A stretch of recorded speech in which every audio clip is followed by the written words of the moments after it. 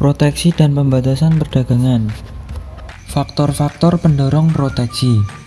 Dalam perdagangan luar negeri, konsep proteksi berarti usaha-usaha pemerintah yang membatasi jumlah barang yang diimpor dari negara-negara lain dengan tujuan untuk mencapai beberapa tujuan tertentu dalam pembangunan dan kesejahteraan negara. Tujuan penting dari proteksi seperti mengatasi masalah deflasi dan pengangguran, mendorong perkembangan industri baru, mendiversifikasi perekonomian, menghindari kemerotan industri-industri tertentu, memperbaiki neraca pembayaran, menghindari dumping, dan menambah pendapatan pemerintah. Alat pembatasan perdagangan dapat dibedakan menjadi 4 jenis. Tarif dan pajak impor dapat dibedakan menjadi 2, yakni tarif ad valorem yang merupakan pajak impor yang dikira berdasarkan harga dari barang yang diimpor, dan pajak spesifik yang merupakan pajak yang tetap nilainya walaupun harga barang impor berubah. Kuota pembatasan impor. Penentuan jumlah maksimum suatu jenis barang yang dapat diimpor dalam periode tertentu disebut dengan kuota pembatasan impor. Hambatan perdagangan bukan tarif. Langkah-langkah pemerintah dan peraturan-peraturan yang akan mendorong dan memberi keutamaan atas konsumsi barang-barang dalam negara dan tidak mendorong konsumsi barang-barang impor dinamakan dengan hambatan perdagangan bukan tarif. Pembatasan penggunaan valuta asing dapat dilakukan dengan kebijakan fiskal dan kebijakan moneter. Efek tarif ke atas impor, produksi, dan harga. Kurva DD dan SD masing-masing adalah permintaan dan penawaran ke atas mobil di Indonesia apabila tidak terdapat perdagangan luar negeri. Harga mobil adalah PO, jumlah mobil adalah QO. Melalui perdagangan luar negeri, impor akan menambah penawaran dari SD menjadi S, D+1 dan menurunkan harga mobil menjadi P1 dan menambah konsumsi yaitu sekarang berjumlah Q1.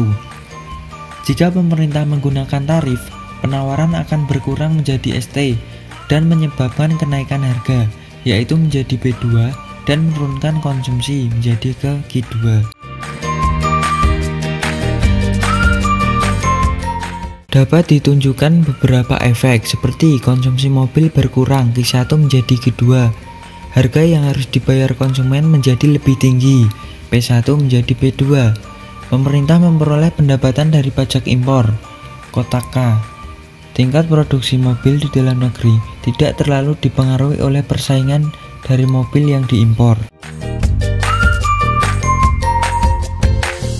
Globalisasi dan pertumbuhan ekonomi.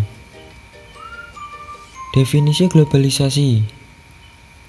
Berdasarkan kepada peristiwa-peristiwa ekonomi yang berlaku di seluruh dunia semenjak selesainya Perang Dunia Kedua, globalisasi dapat didefinisikan sebagai peningkatan dalam saling ketergantungan dalam keadaan dan kegiatan ekonomi di antara berbagai negara di dunia.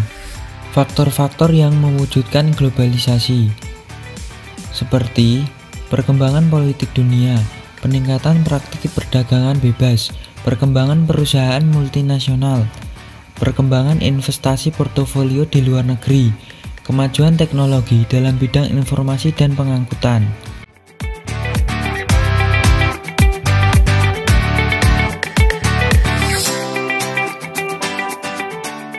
Globalisasi dan pertumbuhan ekonomi. Beberapa kebaikan globalisasi seperti produksi dunia dapat ditingkatkan, meningkatkan kemakmuran masyarakat dalam suatu negara, meluaskan pasar untuk hasil produksi dalam negeri, dapat memperoleh lebih banyak modal dan teknologi yang lebih baik, serta menyediakan dana tambahan untuk pembangunan ekonomi.